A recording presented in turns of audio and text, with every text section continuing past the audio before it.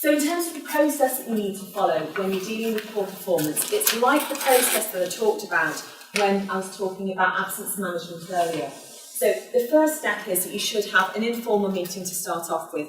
When you've got any employment problem, I would never suggest going in the formal stage straight away, unless it's something really serious.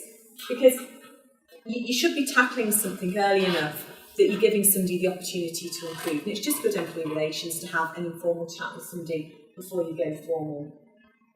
You need to consider the cause of the problem, get their feedback. Are they not understanding something? Do they need more training? And say, right, okay, we're going to review you in a month.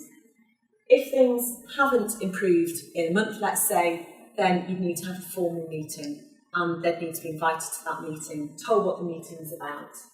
And the outcome of that meeting would be that the person would be given a particular period of time to improve, but they would then be on a formal warning.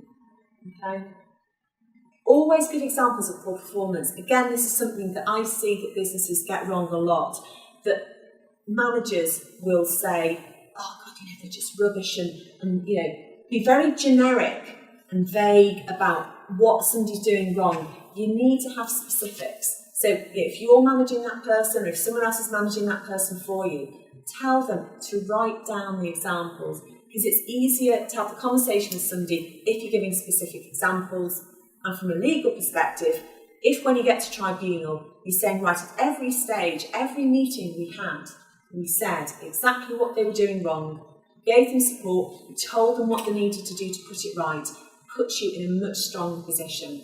If you're just saying their performance was poor, they didn't hit their targets, well, what were the targets? What level were they at? What level was everybody else at? What could you have done to help them? So the more, it's not that you have to give tons of information, but you need to give some information.